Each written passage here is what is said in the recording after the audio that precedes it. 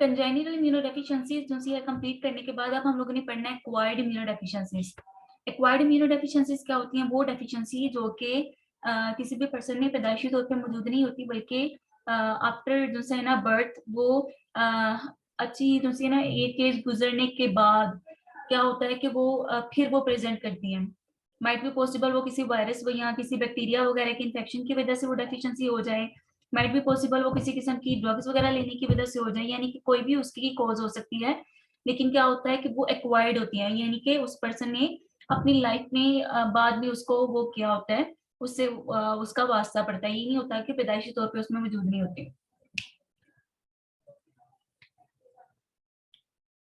अब for example कुचिंग syndrome एक disease है, उसमें क्या है कि या तो एक्सोजेनस या कोर्टिकोस्टेरॉइड्स पर्सन ले रहा है या फिर जो एंडोजेनस उसके अंदर बन रहे हैं।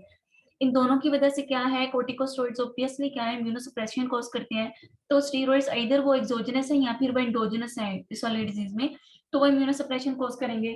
इसके अलावा डिफरेंट तरह के वायरसेस हो गए, वो इम्यूनोसप्रेशन कॉज करते हैं, जिसमें सबसे इंपॉर्टेंट और सबसे इजी एग्जांपल हमारे पास HIV की आती है, जो कि एड्स कॉज करते हैं। वो भी हम लोग इंशाल्लाह आगे पढ़ते हैं। इसके अलावा प्रेगनेंसी में भी काफी हद तक जो है ना फीमेल इम्यूनोसप्रेस नहीं होती है। इसके अलावा डिफरेंट तरह की जो ल्यूकीमियाज वगैरह हैं वो भी इम्यूनोसप्रेशन कोज करते हैं। अब आपने ये समझना है, छोटी सी बात है कि ये कैसे कोज करते हैं इम्यूनोसप्रेशन, ये ल्यूकीमियाज वगैरह। तो अब क्या हुआ कि जैसे ही बॉडी के अंदर क्या है लिम्फोमा ल्यूकीमिया वगैरह होता है, यानी कि मेलिग्नेंट सेल्स ग्रो कर रहे होते हैं, तो उस टाइम पे क्या होता है कि जो बोन मैरो के उसके प्रोजेनिटर सेल हैं वो भी ब्लास्ट के फॉर्म में ज्यादा से ज्यादा ग्रो कर रहे होते हैं। यानी कि उसके जो प्रोजेनिटर सेल थे, जो उसके ब्लास्ट सेल थे, वो भी ज्यादा से ज्यादा ग्रो कर रहे होते हैं। जब वो क्या कर रहे होते हैं, बहुत ज्यादा बोन मैरो के अंदर ग्रो कर रहे होते हैं, तो जो दूसरे सेल है ना उनको स्पेस नहीं मिल रही होती। मेलिग्नेंट सेल्स का बोन मैरो के अंदर बहुत ज्यादा ओवर जो है ना ग्रो कर जाना, इसको हम लोग कहते हैं क्राउड्स आउट या क्राउडिंग आउट। तो इसके नतीजे में क्या होता है कि दूसरे जो सेल हैं जो कि मेलिग्नेंट नहीं है, उनके पास स्पेस नहीं होती कि वो ज्यादा से ज्यादा ग्रो कर पाए। लेकिन क्या होता है कि जो मेलिग्नेंट सेल है ना, ये वाले इनके जो ब्लास्ट सेल है ना, वो ज्यादा से ज्यादा क्या है बोन मैरो के अंदर ग्रो किए होते हैं। ये इंशाल्लाह अब हम दोबारा फिर से आगे पढ़ेंगे क्राउडिंग आउट का फिनोमिना। तो पहले एक्वायर्ड इम्यूनोडेफिशिएंसी में हम लोग पढ़ते हैं about the T cell deficiency. T cell deficiency में हम लोगों ने सबसे पहले पढ़ना है about AIDS, acquired immunodeficiency syndrome. अभी होता किसकी वजह से? ये होता है HIV की वजह से, ह्यूमन इम्यूनोडेफिशिएंसी वायरस, नाम आपने सुना होगा HIV का, उसकी वजह से होता है। अब ये वाला जो सा वायरस है ना, ये बेसिकली कर क्या रहा होता है, जो उनसे हमारी बॉडी के अंदर हेल्पर टी सेल है ना, CD4 positive helper T cell है ना, ये उनको टारगेट करता है, उनको क्या कर रहा है, उनको डैमेज कॉज कर रहा होता है, जिसकी वजह से क्या है, इनका नंबर HIV के इन्फेक्शन की वजह से कम हो जाता है। HIV का मेन टारगेट क्या है? इसका मेन टारगेट है CD4 positive helper T cell, और जब उसको टारगेट कर रहा है HIV, तो क्या होगा कि हमारी बॉडी के अंदर जो CD4 positive helper T cell है वो कम हो जाएंगे। और जब आपको पता है कि हेल्पर टी सेल कम होंगे, तो जो भी हेल्पर टी सेल के काम है वो सबके सब कम हो जाएंगे। ऑब्वियसली हेल्पर टी सेल का काम मोलिकुलर हेल्पर टी सेल के हवाले से भी है, इसके अलावा इसका रेगुलेटरी टी सेल के हवाले से भी है, इसके अलावा इनका फैक्टर टी सेल के हवाले से भी है, TS1 TS17 TS2, यानी कि डिफरेंट टाइप के हमारे पास हेल्पर टी सेल आते हैं, वो सारे के सारे इफेक्ट होंगे, वो नंबर में कम हो जाएंगे, और जब वो कम हो जाएंगे तो वो सारा का सारा जो सा वो काम कर रहे थे वो अब नहीं हो पाएगा, और क्या हो जाएगा, इम्यूनोडेफिशिएंसी हो जाएगी पर्सन के अंदर। और इसकी वजह से क्या होगा कि पर्सन जो सा है, जो पेशेंट है, वो डिफरेंट तरह के इन्फेक्शन को ज्यादा प्रोन हो जाएगा। उसको वो जो इन्फेक्शन जो पहले कुछ भी नहीं कह रहे थे, अब वो भी ज्यादा उसको क्या करेंगे, वो इसको अफेक्ट करेंगे। इसके अलावा डिफरेंट तरह की जो डिजीजेस लेटेंट फॉर्म में गई हुई थी वो भी दोबारा फिर से उजागर हो जाएंगी, वो भी दोबारा फिर से इस वाले पर्सन में डिजीज वाली फॉर्म में आ जाएंगी।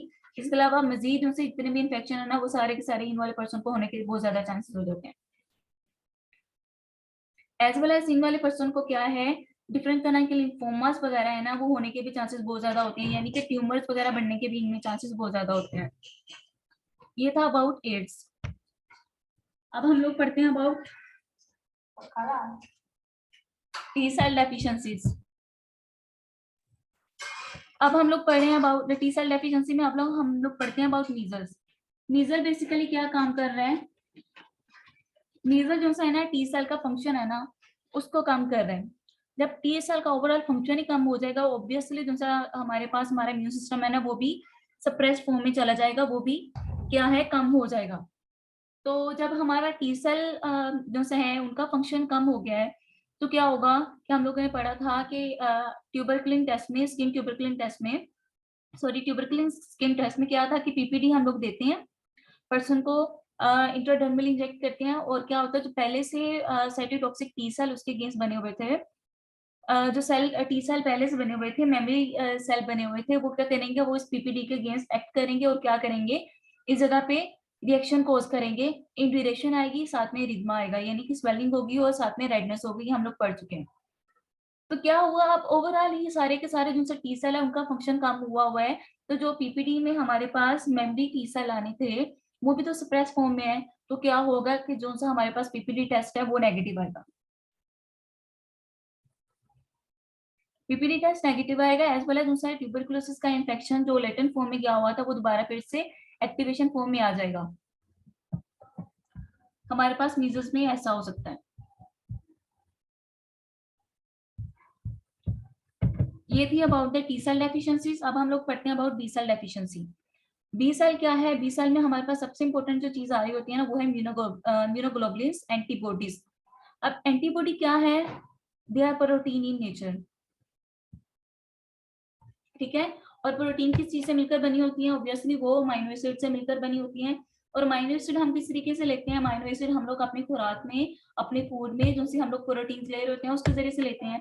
लेकिन अगर एक पर्सन मैलन्यूट्रिशन में है, ठीक है, मैलनरिश्ड है, तो क्या होगा, उसका अमीनो एसिड कम होंगे। जब उसके अमीनो एसिड कम हुए, ऑब्वियसली जो सी है इम्यूनोग्लोबुलिन की सिंथेसिस वो भी कम होगी, और आईजीजी भी एक इम्यूनोग्लोबुलिन है। तो क्या होगा, इन वाले पर्सन में जो उनसे पायोजेनिक बैक्टीरियल इन्फेक्शन है ना, उनके होने के चांसेस बहुत ज्यादा होते हैं। एसप्लीनिया, एसप्लीनिया क्या है कि स्प्लीन नहीं है।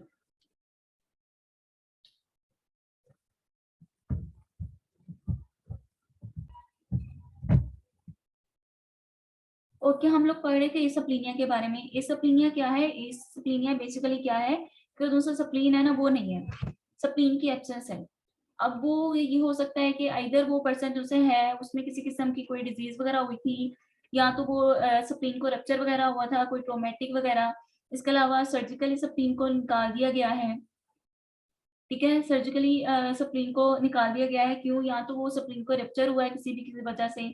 इसके अलावा इम्यून थ्रोम्बोसाइटोपेनिक पर्परा, जिसे हम वर्ड में आईटीपी कहते हैं, वो डिजीज है पर्सन को, या फिर किसी और किस्म के मैलिग्नेंसी है जिसमें क्या है स्प्लीन इफेक्ट हुआ है और सर्जिकली क्या है स्प्लीन को रिमूव करना पड़ा है। इस केस में क्या हो सकता है कि पर्सन ये स्प्लीनिक फॉर्म में जा सकता है। और नंबर 2 पे ये हो सकता है कि स्प्लीन जो है ना, वैसे तो सारा नॉर्मल है लेकिन फंक्शनली वो ए स्प्लीनिक है। फंक्शनली क्या है, वो अपना काम स्प्लीन ने जो काम करना है वो नहीं कर पा रहा, तो क्या है वो फंक्शनली ये स्प्लीनिक है पर्सन, जो कि डिफरेंट तरह के डिजीज में हो सकता है। यानी कि वो कंडीशन है जिसमें हमारे पास हमारा जो पेशेंट है, जो पर्सन है, वो ये स्प्लीनिक फॉर्म में हो सकता है। अब स्प्लीन क्या है, स्प्लीन सेकेंडरी लिम्फोइड ऑर्गन है, और सेकेंडरी लिम्फोइड ऑर्गन में कौन सा काम हो रहा होता है, उसमें हमारे पास जो है एंटीजन डिपेंडेंट जो है मैचुरेशन हो रही होती है, सही है। तो वो क्या हुआ कि जब वो एंटीजन इस वाली फॉर्म में एंटीबॉडी को दिखाया ही नहीं जा रहा, तो क्या होगा कि एंटीबॉडी का जो एंटीजन के अगेंस्ट सही वाला काम होगा वो रिस्पॉन्स वैसे नहीं कर पाएगा, ठीक है। लेकिन जब वो स्प्लीन ठीक थी उस टाइम पे जितने प्लाज्मा सेल बने हुए थे, अब वो क्या करेंगे, वो तो उस स्प्लीन में से निकल गए हुए हैं ना, तो जो पहले बने हुए थे एसप्लीनिक फॉर्म में जाने से पहले जो से प्लाज्मा सेल बने हुए थे वो बिल्कुल ठीक है, वो सही काम करते रहेंगे। लेकिन अब जो सा नया एंटीजन आया है उसके अगेंस्ट एंटीबॉडी है ना, वो सही काम नहीं कर पाएगी, ठीक है, वो सही से काम नहीं कर पाएगी। क्यों, क्योंकि आपको पता है कि जो सा बी सेल की मैच्योरेशन, जो सी अर्ली मैच्योरेशन होती है वो तो उसकी बोन मैरो में हो रही होती है, लेकिन उसी उसका एंटीजन फॉरेन एंटीजन के साथ एक्सपोजर होके आगे उसने प्लाज्मा सेल में कन्वर्ट होना होता है, वो उसने सेकेंडरी लिम्फोइड ऑर्गन्स में होना होता है, और सेकेंडरी लिम्फोइड ऑर्गन में से एक ऑर्गन हमारे पास स्प्लीन भी है। तो इस वजह से न्यू एंटीजन के अगेंस्ट क्या है, लॉस ऑफ रिस्पॉन्सिवनेस का फिनोमेना हो सकता है।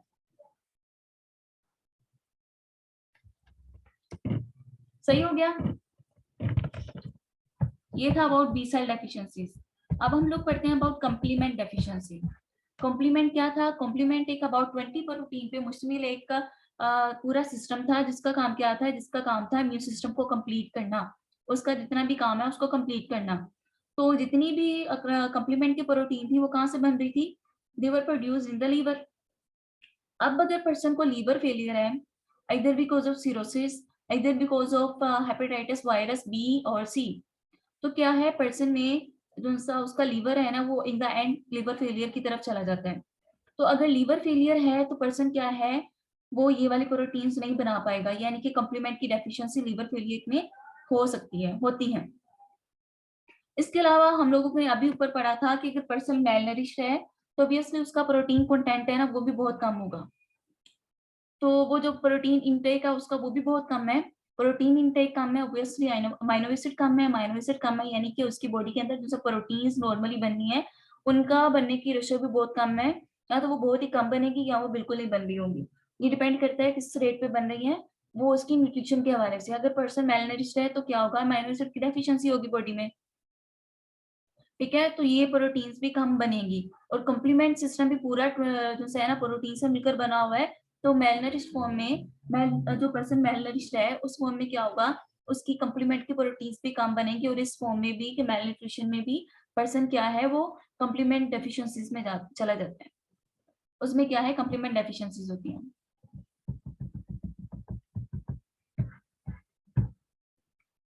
अब फेगोसाइट की डेफिशिएंसीज, वो वाले पेशेंट जिनमें न्यूट्रोफिल्स का काउंट कम होता है, इधर वो किसी भी किस्म के इन्फेक्शन की वजह से हो गया, कुछ भी मतलब अब हम लोग अभी कोजेस पढ़ते हैं कि वो न्यूट्रोपीनिया किस वजह से हो सकता है।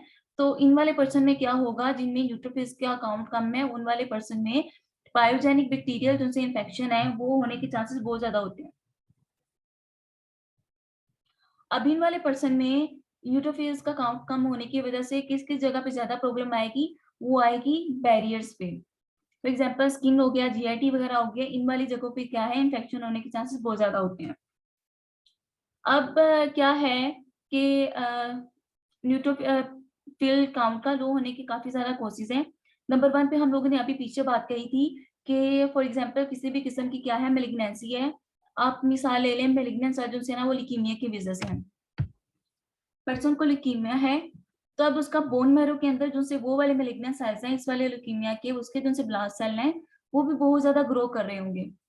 जब वो बहुत ज्यादा ग्रो कर रहे होंगे तो वो अच्छी खासी स्पेस ऑक्यूपाई कर लेंगे।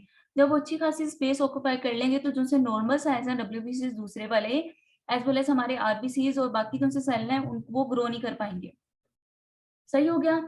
जो से और क्या है कि जो से सही वाले नॉर्मल वाले सेल हैं वो ग्रो नहीं कर पा रहे इस वाली मेलिग्नेंट सेल की वजह से। तो उनका जो सा स्पेस उन्होंने ऑक्यूपाई की हुई है सारे बोन मैरो, उसको कहते हैं क्राउडिंग आउट। क्राउडेड आउट हो जाता है हमारा कौन, बोन मैरो। इसके अलावा डिफरेंट तरह की ऑटोइम्यून डिजीजेस भी हो सकते हैं क्या, न्यूट्रोफिल्स के अगेंस्ट। तो उसमें भी क्या होगा कि न्यूट्रोफिल्स का काउंट लो ही हो गया।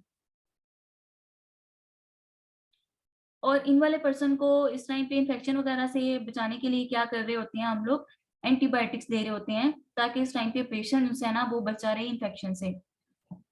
क्योंकि न्यूट्रोफिल्स और मैक्रोफेजेस जो से है ना वो मेजर फेगोसाइट्स हैं बॉडी के अंदर। तो अगर न्यूट्रोफिल्स का काउंट कम है तो जो सा फेगोसाइटोसिस का फिनोमेना वो भी कम हो जाएगा।